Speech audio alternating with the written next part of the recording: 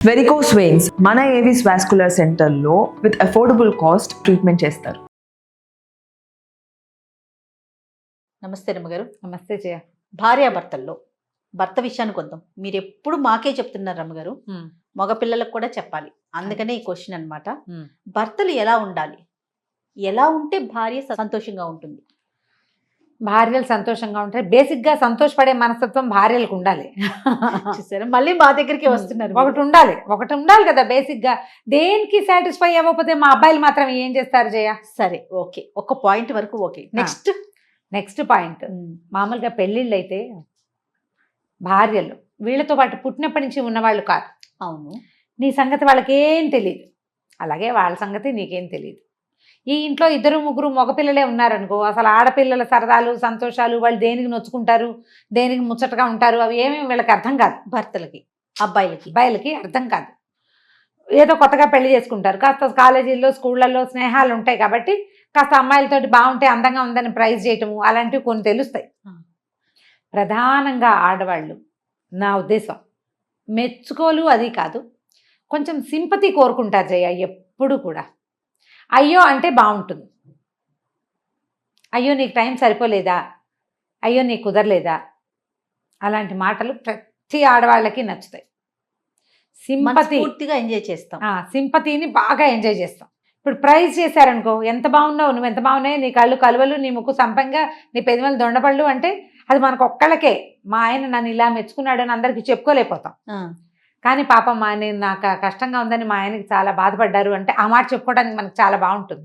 ఇవన్నీ రొమాంటిక్ కబుర్లు చాలా తక్కువ మందికి చెప్తాం, అందరికీ చెప్పుకోలేం కదా. అంతేగా. అవతల వాళ్ళు సింపథెటిక్గా మనతోటి జాలిగా ఉంటారు, మన మీద జాలి ఎప్పుడు వస్తుంది? అయ్యో పాపం అనే ఫీలింగ్, ఆపేక్ష ఉన్నప్పుడే కదా వస్తుంది.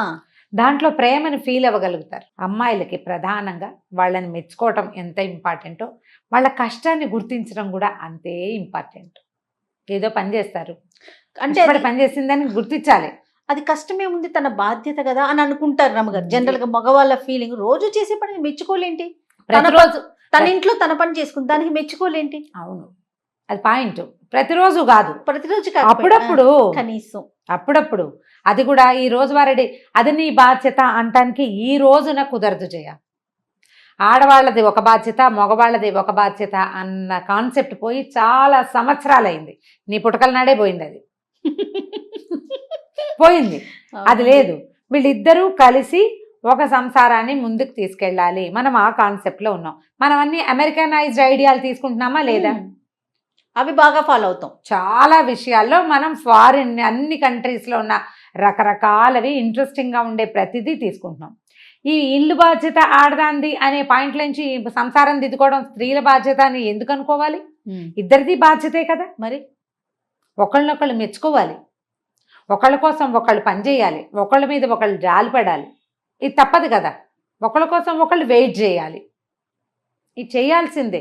ఇలా చూసుకుంటేనే భార్యలు బాగుంటారు అని చెప్పడం నిజంగా రాంగ్ కాన్సెప్ట్. నువ్వు క్వశ్చన్ అడిగావు కానీ నేను ఇద్దరికీ చెప్తాను, ఎవరో ఒకళ్ళకి చెప్పటల్లా. ఎప్పుడు భార్యని ప్యాంపర్ చేయాలి, బాగా ముద్దుగా చూసుకోవాలి, ఆమె మెచ్చుకోవాలి, ఆమె అందాన్ని మెచ్చుకోవాలి, ఆమె చేతకా పైన ఏమనకూడదు, కేకలేయకూడదు, ఇలాంటివి కుదరవు కదా.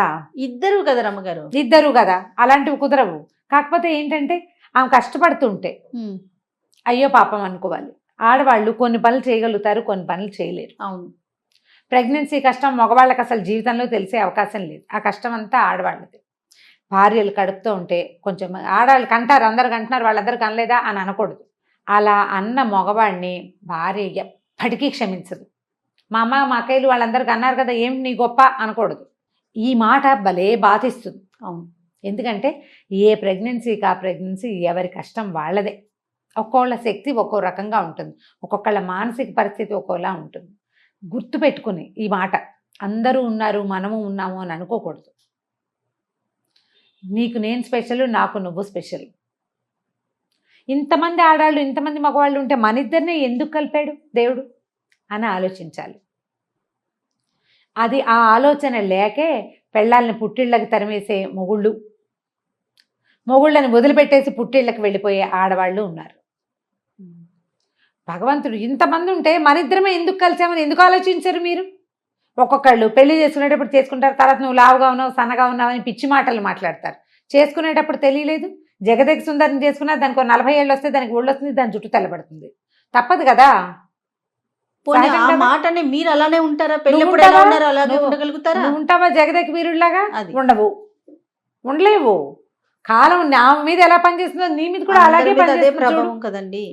అది తప్పించుకోలేం కదా. మనము ఈ లోక రీతిని అర్థం చేసుకోలేక ఏవో హై ఎక్స్పెక్టేషన్స్ తోటి మనతో ఉన్న కంపెనీని హాయిగా ఉంచడం చేత కాకపోవటం. మామూలుగా మనం మొగతనం లేదు ఇలాంటి పదాలు వింటాం, ఇలాంటి బ్యాడ్ వర్డ్ కదా. అవునవును. మా మొగాడు కాదు మొగతనం లేదు అంటే ఒక తిట్టు. అవును. నీతో ఉన్న అమ్మాయిని సంతోషంగా ఉంచలేకపోవటం కంటే పెద్దది ఏదైనా ఉందా అసలు నీ జీవితానికి లోటు? అంతకంటే అదే పెద్ద లోటు ఏం పెద్ద- లేదు. అదే పెద్ద ఫ్లా నీ దగ్గర ఉండాల్సినటువంటి అతి పెద్దది లేదన్నమాట. అంతే. ఉమ్. ఏది ఉండాలి మగవాడికి? ఒక మనిషి తనతో పాటు ఉన్న మనిషిని ఆమె బలహీనతను, బలాన్నో, పిరికితనాన్నో, ధైర్యాన్నో సంభావించకుండా, అర్థం చేసుకోకుండా చేసేస్తే నువ్వు దేనికి పనికొస్తావు? ఇంకెందుకు నీ ప్రయోజనకత్వం?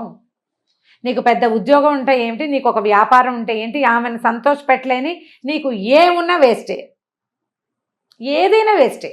అవునండి. ఏ ప్రయోజనము లేదు వాటి వల్ల. ఫస్ట్ ఆఫ్ ఆల్ పెళ్ళిళ్ళు చేసుకునేటప్పుడే ఆలోచించుకోవాలి. కొన్ని చోట్ల ఏంటంటే ఇళ్లలో ఉన్న పెంపకాలు వాటి వల్ల వాటి ప్రభావం ఆ ఉంటుంది. ఆడవాళ్ళని సంభావించటము, మెచ్చుకోవటము, చక్కగా చూసుకోవటము, బయట కోపాలు చూపించకుండా ఉండటం. చూపించకండి. బయట ఏదైనా తగాదాలు గొడవలు అయితే అవన్నీ ఇళ్ల మీద పడేయటం, అవన్నీ చిన్నప్పటి నుంచి చూస్తున్నారనుకో జయ, వాళ్ళు అందులో నుంచి బయటికి రాలేరు. ఈ మధ్య చాలా తరచుగా మనం వింటున్నాం ప్రీ మ్యారిటల్ కౌన్సిలింగ్ అని. అవునండి. ఇది ఆడపిల్లలకి ఇది వరకు ఇళ్లలో జరిగేది. ఆ, అత్తయ్యలు, మేనత్తలు, పెద్దమ్మలు, నాయనమ్మలు, అమ్మమ్మలు కూర్చొని అత్తారింట్లో చెప్పేది. ఇలా ఉండకూడదని, అత్తారింట్లో ఇలా ఉండాలని, ఇలా చేస్తే అత్తారింట్లో కుదరదని అలా చెప్పేవాళ్ళు. అవన్నీ అత్తారింటి మాటలు అనుకో. ఇప్పుడు అత్తారిళ్ళు లేవు, ఎవరిళ్ళు వాళ్ళవేను. అంతే. మరి ఇవి ఎలా? అబ్బాయి అమ్మాయితోటి ఉండటం ఎట్లా, అమ్మాయి అబ్బాయితో ఉండటం ఎట్లా?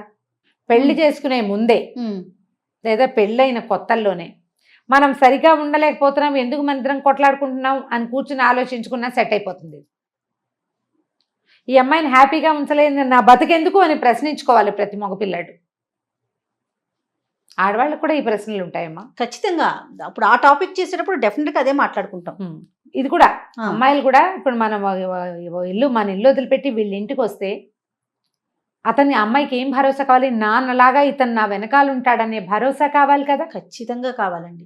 కదా, వదిలిపెట్టేసి వచ్చిన మంచి పొదరిల్లు లాంటి ఇంటి నుంచి పిచ్చిగూడు లాంటి ఇంట్లోకి వచ్చినా ఒక సెక్యూరిటీ ఉందనిపిస్తే ఉండిపోతారు హాయిగా.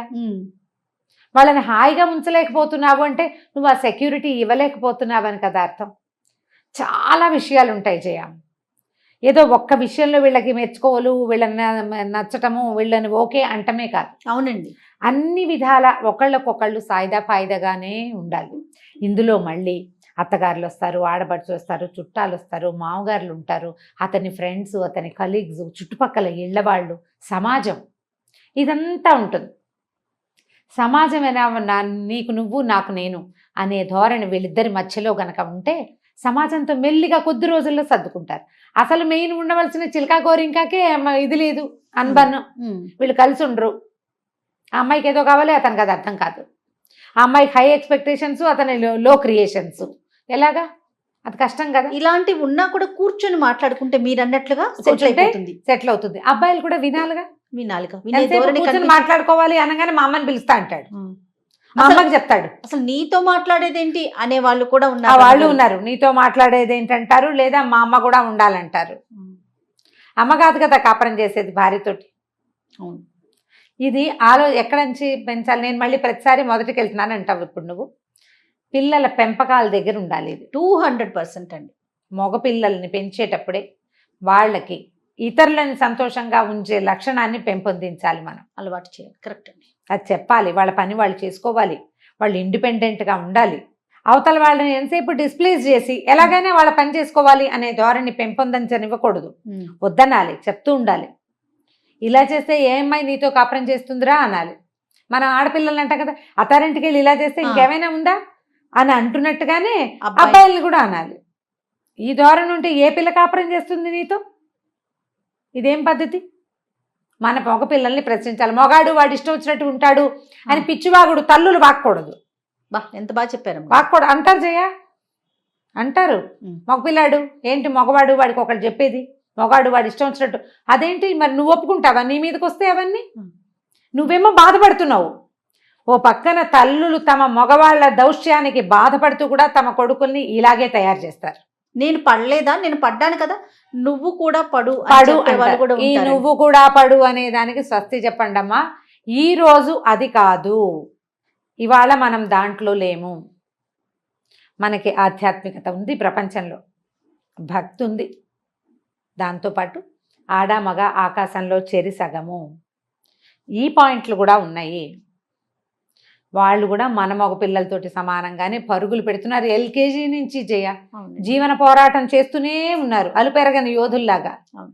మరి ఎలా వీడు ఎక్కువైపోయాడు? వీడు మగతనంతో అమ్మాయి కంటే ఎట్లా ఎక్కువ అవుతాడు?